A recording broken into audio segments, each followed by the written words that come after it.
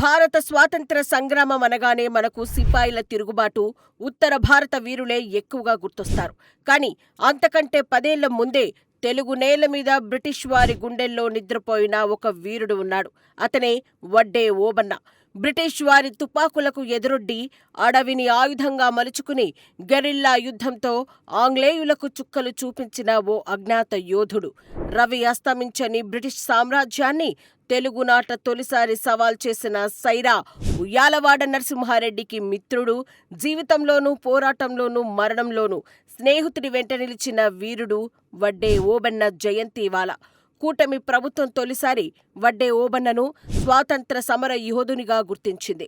వడ్డే ఓబన్న జయంతి వేడుకలను అధికారికంగా నిర్వహిస్తోంది. ఈ నేపథ్యంలో రేనాటి గెరిల్లా వడ్డే ఓబన్న వీర చరిత్రను మనము తెలుసుకుందాం పదండి.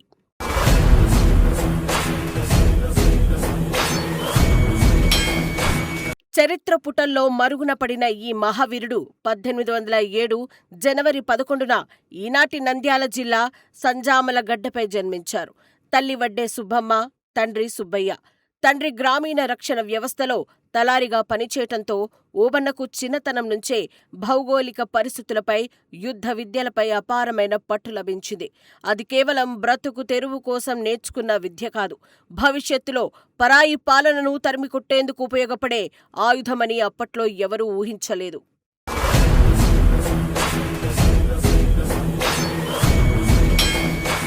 బ్రిటిష్ ఈస్ట్ ఇండియా కంపెనీ పాలన రాయలసీమలో ప్రవేశించాక పరిస్థితులు దారుణంగా మారాయి.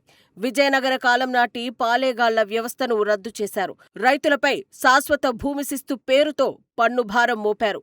కరువు వచ్చినా, పంటలు పండకపోయినా శిస్తు కట్టాల్సిందేనని జలగల్లా పీడించారు. అప్పటి వరకు రాజస మొలకబోసిన పాలేగాళ్లకు నామమాత్రపు భరణమిచ్చారు. ఉయ్యాలవాడ నరసింహారెడ్డికి కేవలం 11 రూపాయల భరణం నిర్ణయించడం ఆంగ్లేయుల అహంకారానికి పరాకాష్ట. ఈ అవమానం, ఆకలి మంటలే ఓబన్నను ఒక సామాన్యుడి నుంచి సైన్యాధ్యక్షుడిగా మార్చాయి.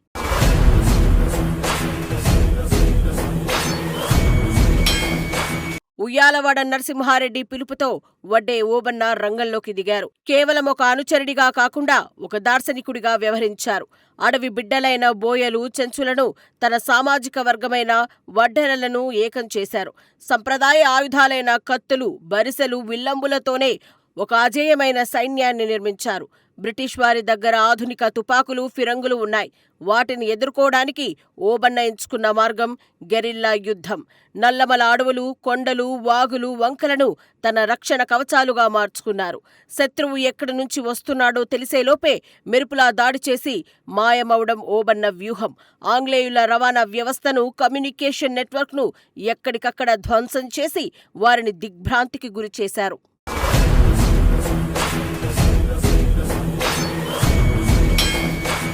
ఓబన్న ధైర్య సాహసాలకు నిలువెత్తు నిదర్శనం.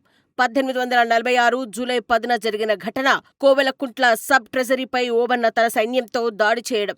బ్రిటిష్ పాలకుల ఆర్థిక మూలాలను దెబ్బతీసి ఆ ధనాన్ని ప్రజల కోసం వినియోగించారు.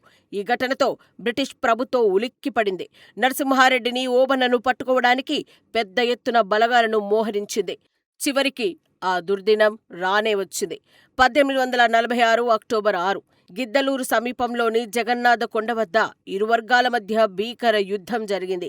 వేలాది మంది బ్రిటిష్ సైనికులను తన చిన్న సైన్యంతో ఎదిరించారు ఓబన్న. ప్రాణాలకు తెగించి పోరాడారు. కానీ ఆంగ్లేయుల కుట్రకు, ఆధునిక ఆయుధాలకు ఎదురొడ్డి పోరాడుతూ 39 ఏళ్ల వయసులోనే ఆ రేనాటి సింహం నేలకొరిగింది.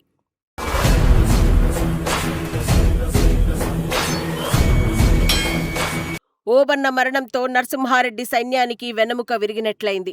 ఆ తర్వాత కొద్ది రోజులకే నరసింహారెడ్డిని బంధించిన బ్రిటిష్ వారు ప్రజల్లో భయం నింపడానికి 1847లో ఆయన్ని బహిరంగంగా ఉరితీశారు. కానీ వారు రగిల్చిన స్ఫూర్తి మాత్రం చావలేదు. దురదృష్టవశాత్తం చరిత్రకారులు ఎక్కువగా ఉత్తర భారత ఉద్యమాలకే పెద్దపీట వేయటంతో ఓబన్న వంటి దక్షిణాది వీరుల త్యాగాలు మరుగునపడ్డాయి.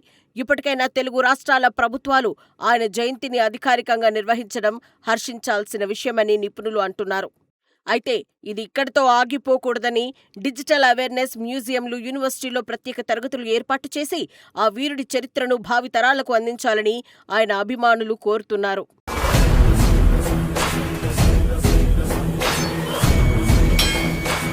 మాతృభూమి విముక్తి కోసం ప్రాణాలర్పించిన వడ్డే ఓబన్న త్యాగం వెలకట్టలేనిది. కులం, మతం, ప్రాంతం అని చూడకుండా అందరూ కలిసికట్టుగా పోరాడితే ఎంతటి సామ్రాజ్యమైనా వణికిపోతుందని నిరూపించిన చరిత్ర అది. ఆ చరిత్రను కాపాడుకోవటం మనందరి బాధ్యత.